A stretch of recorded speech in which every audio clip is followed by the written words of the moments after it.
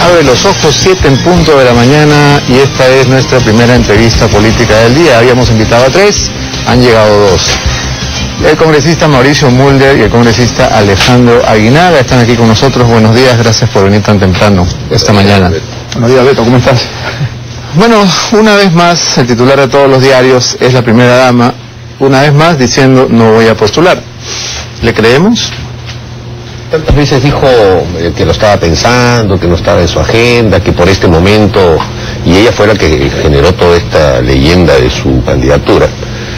Y tantas veces hemos visto lamentablemente en política decir con todo tipo de énfasis sí, sí, sí, sí, o no, no, no, no, no, y termina siendo no, no, no, no, y sí, sí, sí, sí. El caso más notorio es el de Susana Villarán, que simplemente dijo, cambió opinión. Que no es lo mismo que mentir. Que no es lo mismo que mentir, según la versión que nos han venido a traer. Esperemos que esto no ocurra. O sea, es una declaración enfática de Nadine Heredia, no hay que tampoco ser mezquinos en eso, y creemos que ya va a ser severamente complicado después tratar de justificar una posibilidad, pero en política, a ver, para creer, enero del 2016, allí sabremos. Siempre, doctora Aguinaga, cuando la primera dama niega categóricamente que va a postular, alguien de su propio partido dice lo contrario. ¿Un poquito antes o un poquito después? ¿Ocurrió con Chejade? Definitivamente sí. El Ejecutivo, los amigos del Ejecutivo, Beto, nos tienen ya acostumbrados a esta suerte de globos de ensayo que guardan una permanencia, ahora complementado con el lanzamiento de Ana Jara, ¿no es así? Que justamente a raíz de este lanzamiento sale la primera dama y niega la postulación de ella. Pero hemos visto... ¿Cree que es a raíz de eso? ¿Cree que el lanzamiento de Ana Jara por parte de Sergio Tejada, ciertamente desconcertante, y también de Gaprañaduy, que son personas muy allegadas a la primera dama, entonces sale inmediatamente la negación de la primera dama, pero en este gobierno la contradicción es permanente?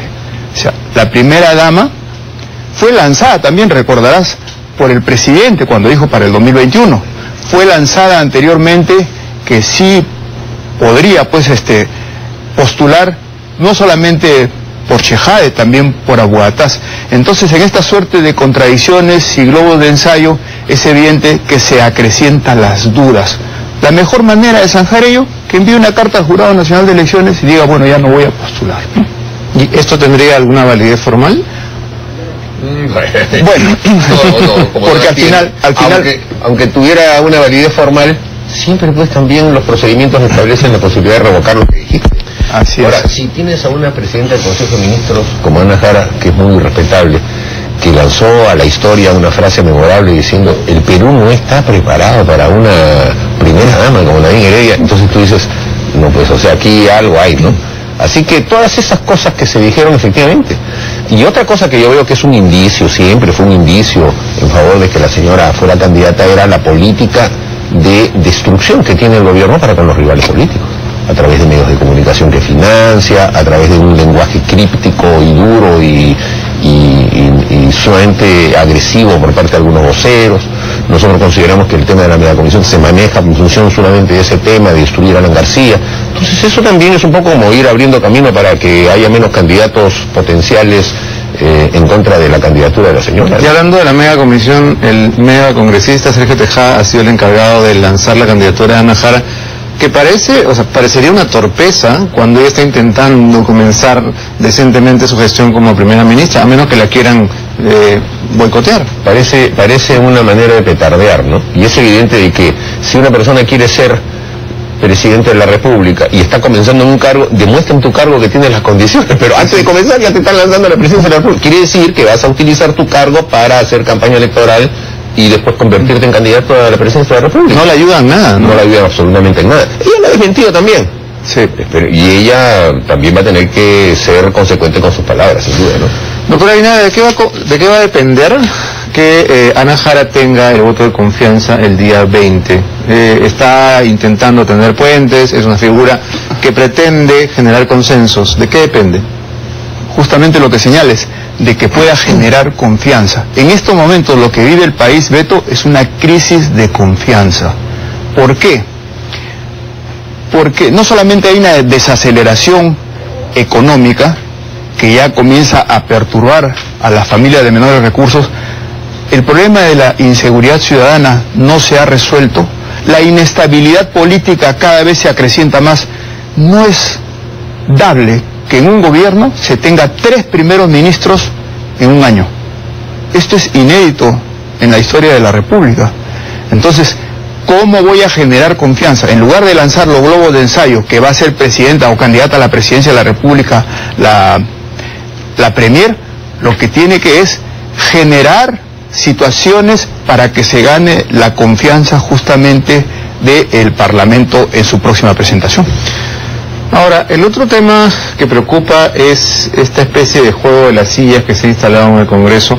Así como nunca hemos visto 3 primeros ministros en un año, tampoco hemos visto nunca tantos congresistas cambiando de camiseta a tal velocidad que ya prácticamente le perdemos la cuenta. Yo he intentado muy tempranito hoy hacer mi lista de quién se pasó a dónde y cuándo, y la verdad ya me mareé, porque son decenas los que se han cambiado de un equipo al otro. Se ha producido una diáspora en los grupos políticos también inédita, y esta diáspora prácticamente a los grupos los ha convertido en grupúsculos.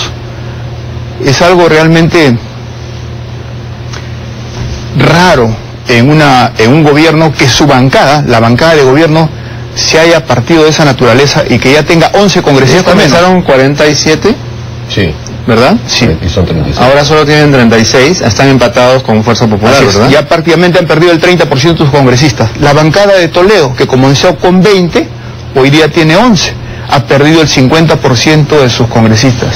¿Qué está pasando? Que se ha puesto de moda concertación parlamentaria. Bueno, ellos están ahí recogiendo náufragos. El lugar de moda, ¿no? Donde todos quieren estar. Pero yo creo que lo que ha pasado ahora es que la elección de la mesa directiva ha sido, como ninguna de las anteriores, la que más ha marcado una diferencia entre oposición y gobierno. O sea, bastante polarizada ha sido esta última elección.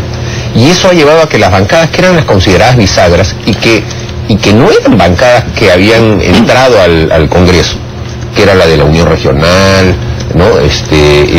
Sustantivamente, que es la Dignidad y Democracia. Esta que se llama Dignidad y Democracia, la que se llama Frente Amplio, etcétera. Bueno, han tenido un proceso de discusión en este tema que ha llevado a unos por un lado y a otros por otro lado. En el caso de Solidaridad, que en el fondo siempre ha sido también lo mismo, una especie de rejuntamiento de independientes o invitados, también pasó lo mismo. En el caso de la congresista Núñez de Acuña, ella incluso fue candidata en la lista de la oposición, y su bancada está con la lista del oficialismo, y Esther Capuñay era la candidata en el otro lado. Entonces era evidente que ahí había una discrepancia, que es lo que está en estos momentos aflorando.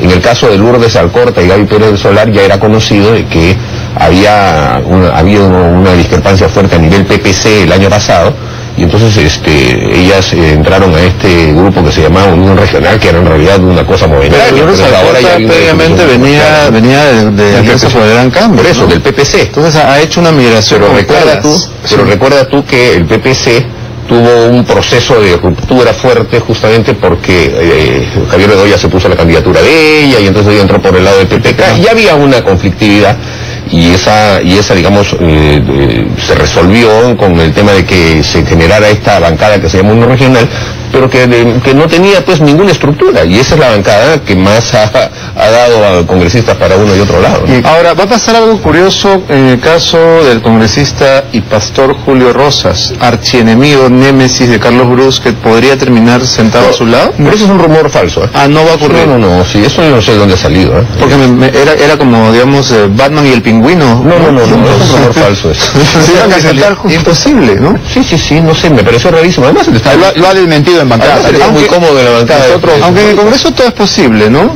Bueno, ciertamente, pero volviendo al tema que hemos tocado, ha habido pues una tremenda falta de liderazgo también del presidente de la República, ¿no? En menospreciar a sus congresistas cuando señala, he recibido el papelito y las puertas están abiertas. Lógicamente eso creó una tremenda fractura en los congresistas de gobierno, y salió un grupo más, pues Dignidad y Democracia. Ahora, el otro caso que también ha llamado la atención es el del congresista Marco Falconi, de Unión Regional, que en un caso también inédito renuncia, le aceptan la renuncia, ¿no?, vía un juez, y ahora va a candidatear a la presidencia regional de Arequipa, y esto no es constitucional.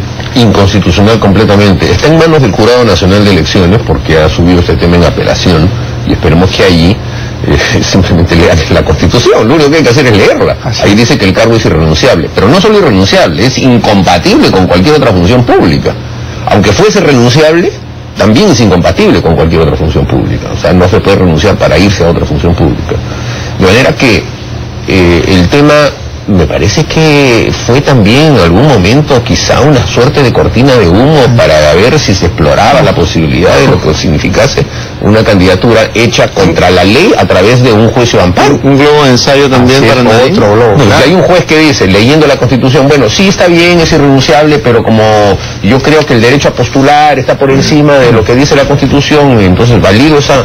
Entonces mañana puede venir un extranjero, puede venir un menor de edad y decir, pues mi derecho a postular ¿dónde está? Y también lo pongan, ¿no? Entonces ese tipo de cosas le hacen mucho daño a la democracia y obviamente llevan a la suspicacia. Pues. En el tema de la mesa directiva, la señora o señorita Ana María Solórzano perdió la elección en la primera vuelta y luego pues hubo ahí cubileteos y acomodos y finalmente terminó saliéndose con su gusto la primera dama. ¿Quiénes han sido los que han inclinado la balanza? Porque estuvo Vitocho aquí la semana pasada y él juró que él no votó por la lista oficialista y que algunos de su bancada sí lo hicieron. ¿Qué pasó allí, tras bambalinas? Ahí, como siempre, ha habido arreglos, ha habido llamadas que han sido justamente señaladas por quienes las han recibido del mismo presidente de la República, que trajeron como consecuencia el cambio de voto, sobre todo en miembros de la bancada de Vitocho. Y por eso es que es el triunfo ajustado por 2 votos. Acción Popular Frente Amplio ha sido la bancada que le ha dado la presidencia al gobierno. Definitivamente. Ha sido determinante. Yo vi, por ejemplo, cómo se presionaba Somos Perú, que había votado en abstención, y después a la hora de votar hemos visto que el congresista Andrade mantuvo su posición y votó en blanco porque ni siquiera fue a marcar. En cambio el congresista Tito Valle, que es el otro miembro de Somos Perú, sí fue a marcar, ¿no? Entonces probablemente él sea uno de los que haya también inclinado la balanza. Los de Acción Popular además lo han dicho, ¿no? Mesías Guevara me parece que ha declarado que bien, en virtud de las circunstancias ellos decidieron cambiar su voto. También ocurrió que de los de Dignidad y Democracia, que habían también tomado su voto y directamente lo habían colocado en la urna, 2 de ellos también fueron a marcar. Como Rimarachín, que lo habíamos invitado esta mañana y todavía no llega. Bueno, efectivamente las cosas pasaron por ahí. Lo interesante sería saber, bueno, qué tipo de mecanismos son los que llevaron a inducir un cambio de opinión tan radical en ese momento. Ahora, es normal. La oposición tuvo 57 votos en la segunda vuelta, pero 55 en la primera. O sea, también tuvimos 2 ahí que no habían votado y que votaron por... Y se redujeron los blancos y los nulos. Que eran las que están contigo ahora, ¿no? Yo creo que son esos 2 votos los que sumaron. ¿Los 2 que se pasaron? Sí, Gaby Lourdes. Claro, que habían votado en blanco. Ahora, en el tema de las nuevas configuraciones en el Congreso, ¿quién va a ser el más afectado? Porque, el oficialismo ha perdido 11, Perú Posible ha perdido 9, pero el empate técnico que hay entre Gana Perú y Fuerza Popular va a generar algún cambio en la correlación. ¿Qué cosa podría pasar? Hay cambio en la correlación. O sea, esa mayoría absoluta, aplastante, que han tenido en algún momento, ahora ya no la tienen. Ahora tienen que justamente verse en el espejo de la realidad y van a tener que dialogar mucho para poder sacar adelante temas, sobre todo proyectos pues, que vienen del Ejecutivo y que se imponen, como esta reforma de las AFP, que ahora se han visto quién la defendió, ¿no es así? Que fue el congresista Delgado, a través de la Comisión de Defensa del Consumidor, omitiendo la comisión principal que tendría que haber sido Trabajo.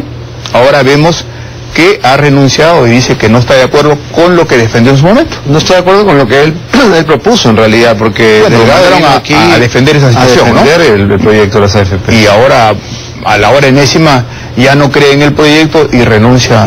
O sea, eso no es bueno para la democracia, esa manera impositiva o de pretender un aporte pues obligatorio que es completamente inconstitucional, ¿no es cierto? Y el gobierno además, perdón, sobre ese tema, no quiere discutirlo, ¿verdad? Porque, por ejemplo, hoy día deberíamos haber tenido junta de portavoces para acelerar el tema de las comisiones.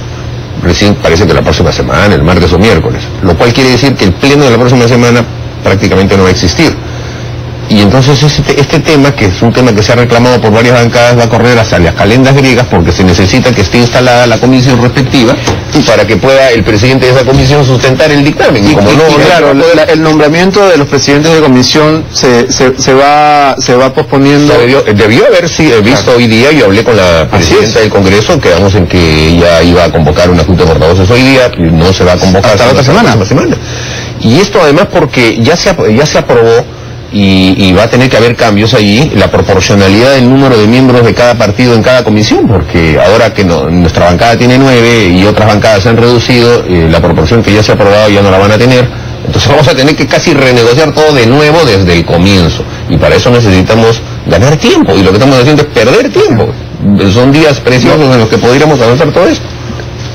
Antes el cambiar de camiseta era censurado por la población. Yo recuerdo que cuando comienza el gobierno de Alejandro Toledo, incluso la palabra tránsfuga era el peor insulto que un congresista podía recibir. Pero ahora ya no, ahora parece que se volvió hasta prestigioso. Nadie dice que mal. Se ha vuelto un deporte, ahora ya no hay, es que definitivamente no hay partidarismo ni hay una base ideológica. Entonces vemos en la constitución de la lista, sí es culpa de los partidos por no escoger bien quienes realmente tienen una clara identificación en estos dos factores. Es por ello que partidos como por ejemplo el APRA, a pesar de que tienen 4 congresistas, se mantienen allí, o Fuerza Popular, el Fujimorismo, también con sus congresistas, no cambia, se mantiene ahí. Bueno, pero son temas, la verdad, Beto, son distintos. Primero, el transfugismo del año 2000 fue un transfugismo punible, un transfugismo pagado, un reclutamiento hasta con videos y todo para que te pasaras al otro lado. En esa época, y yo estaba ya de parlamentario también en el 2001, no existían los llamados grupos parlamentarios. Un congresista era como cualquier otro congresista. Justamente para tratar de darle más institucionalidad al Congreso fue ese que estableció que hubiera grupos, que estos grupos no podían ser menos de 6. Si tú presentas un proyecto de ley, te lo tiene que aprobar tu bancada, o sea, una institucionalidad previa, ¿no? Bueno, eso también impulsa a que sea determinante que se creen bancadas en función de un esquema casi administrativo de juntar personas a efectos de que tus proyectos de ley los tengas que volver un vocero y que después te puedan asignar el número de minutos que te corresponde para poder hablar. Si tú no tienes bancada, eres un paria en el Congreso. No te dan ni el uso de la palabra. Entonces, eso pasó con Yehude Simón, ¿no? Pasó con Yehude Simón, va a pasar ahora. Pero es elegido a través de una bancada. Lo que pasa es que se van de la bancada. Se van. Pero es elegido. Y las discrepancias pueden haber de índole punible, sin duda, o de una preventa que pueda darse de algún lado, pero también, bueno, hay discrepancias políticas. Cada cosa va a tener que encontrar su propia explicación, ¿no? Porque discrepancias políticas, sobre todo en partidos, que no son pues partidos institucionalizados, no son partidos con trayectoria previa, sino que se juntan faltando, oye, no quiero ser candidato, oye, fulano, yo conozco uno que puede ser, pero en ese momento sí podemos hablar de arreglos económicos, Mauricio, porque no hay otra explicación para que las listas acojan personas con antecedentes, personas que se dedican a la minería ilegal. Exactamente, eso pasa, ¿no? Porque vienen y pagan. Vienen y ponen. Pero todos lo denuncian. ¿Qué partidos o qué listas permiten eso? Nadie lo sabe. Bueno, pero no es que yo quiera aquí llevar agua para mi molino, pero en el partido aprista lo que buscamos es, los que estamos somos personas que tenemos carrera política dentro del partido, o sea, aquí no hay nadie que venga y compre su puesto. En cambio, los partidos que son momentáneos, lo que pasa es que es toda una cultura, Beto. Aquí se ha apagonado el independentismo como un valor, el antipartidismo, el individualismo, y entonces, pero ahí están, pues. Un sancochado, sí. Ahí está la Rodacable, el Comeol, y todo eso, eso lo están proponiendo. Y el sancochado, que tú lo has señalado, el sancochado se veía que eso no iba a permanecer, pues.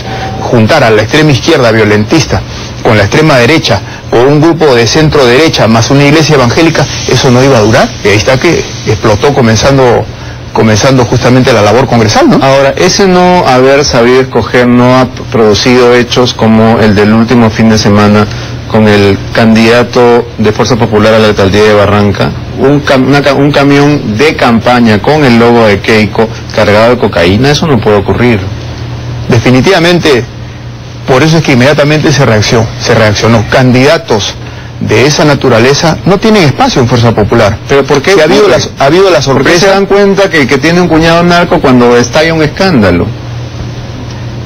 El mismo candidato no registraba ningún antecedente, pero es evidente que la relación familiar con este narco inmediatamente se toma el correctivo y se hace el uso de la ley para sacarlo. Los narcos no tienen escrúpulos, pues, ¿no es así?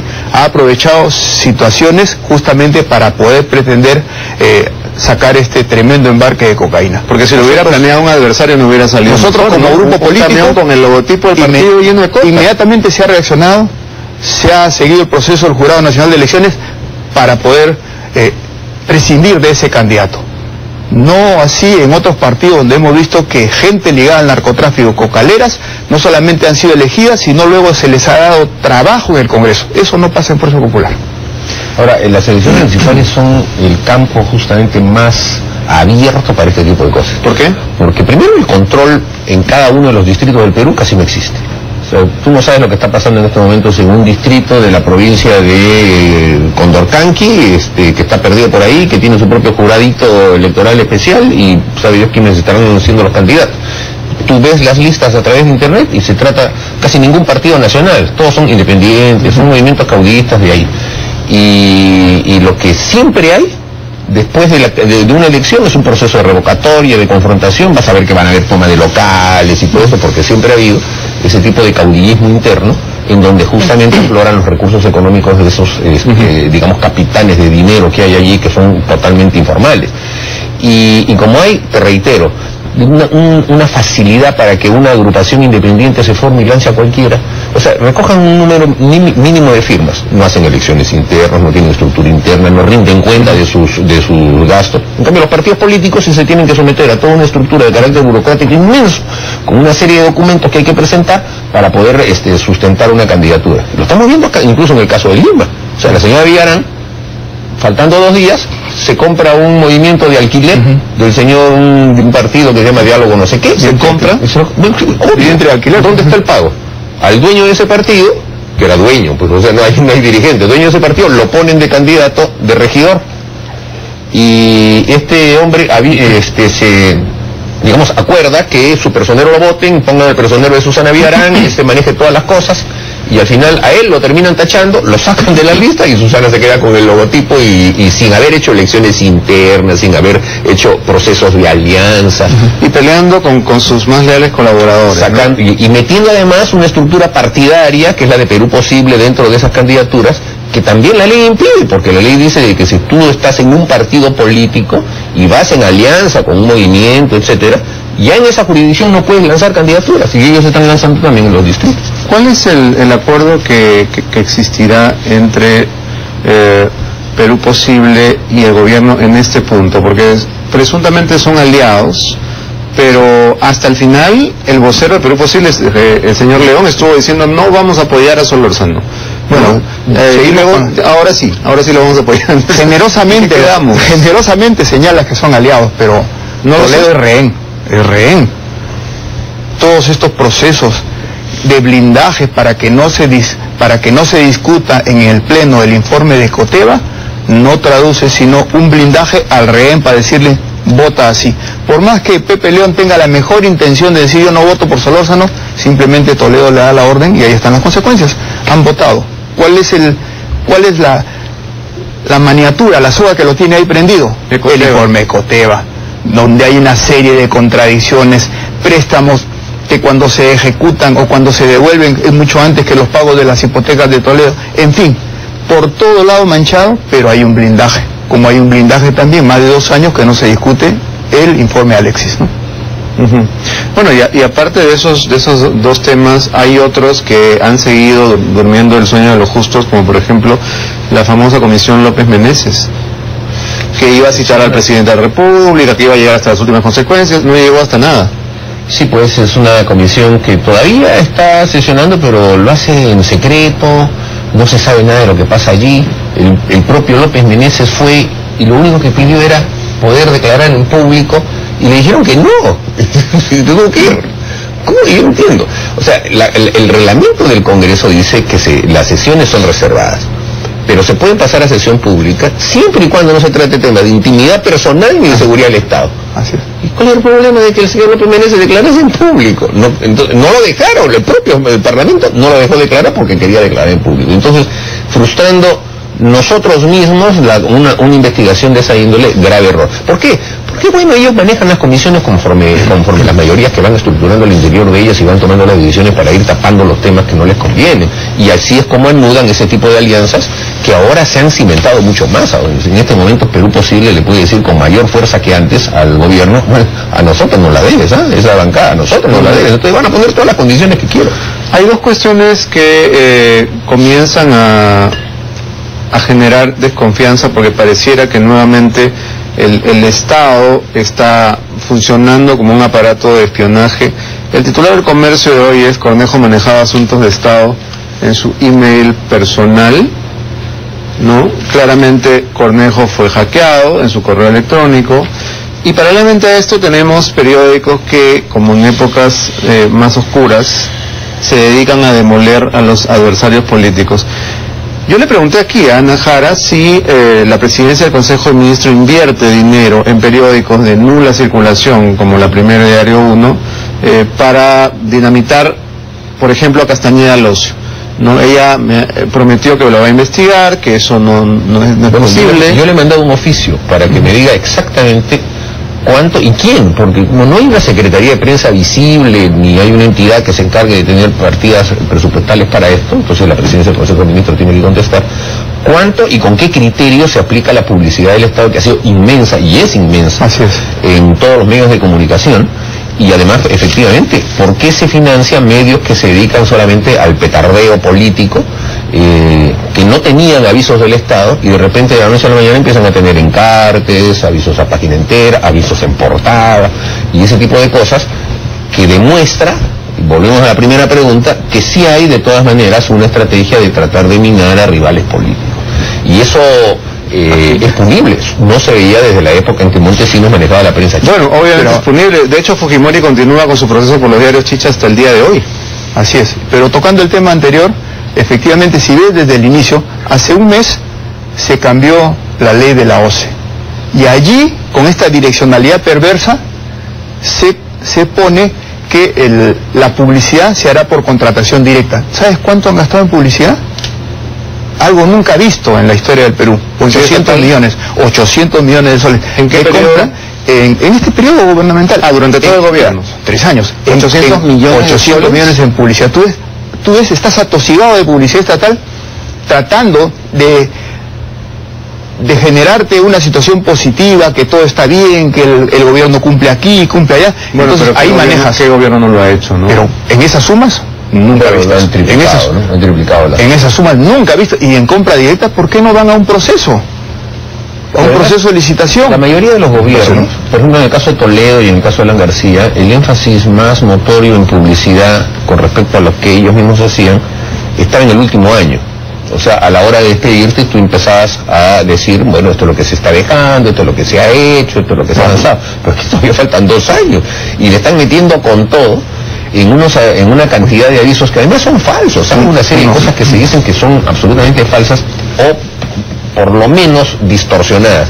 Esta política, por ejemplo, de mostrar el tema de la inclusión social como el avance contra la pobreza, eso es un engaño, pues. O sea, incluso hasta en el lema, ¿no?, copiado del Brasil, ¿no?, que dice incluir para crecer, cuando es al revés, pues es crecer para incluir, crecer con economía sólida que permita la generación de empleo, y eso es una inclusión. Bueno, pero ir a dar de comer, ir a repartir leche o ese tipo de cosas, eso es un asistencialismo. Entonces es regalar plata, además en términos estrictamente políticos, porque es lo que se está buscando, es un colchón político para las próximas elecciones, sobre todo si es la señora Nadine Heredia la que lleva esa comida. Entonces, y el engaño es, estamos luchando contra la pobreza, y todo eso es mentira.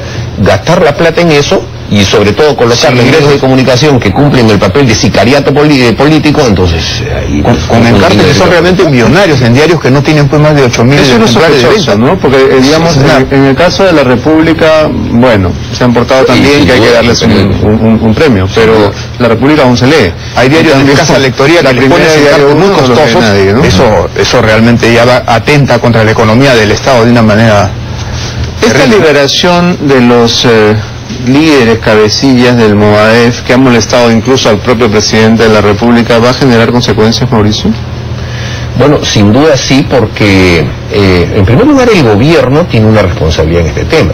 Todo esto comenzó con el famoso operativo Perseo, que lo estructuró el señor Pedraza en un momento en el que la vida política requería de una cortina de humo importante para mostrar una mano dura contra el terrorismo. Entonces decidieron cargarse a los visibles del Movadef, a los que circulan por las calles del Movadef, y dijeron vamos a meter a él.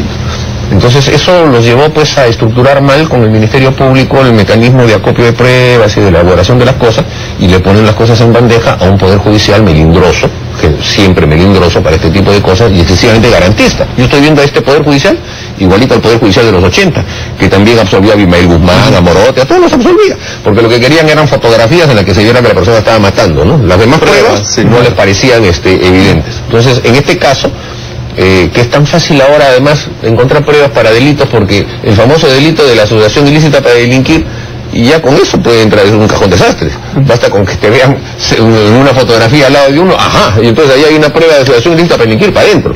Bueno, ¿y por qué no lo aplicaron? Porque evidentemente hay un pésimo manejo por parte de tanto del gobierno que estructuró este tema como del Ministerio Público, que fue arrastrado, y presentaron una cosa a la ligera. Ahora, lo más lamentable es que aún hoy la policía hace un trabajo de seguimiento, de inteligencia, de investigación.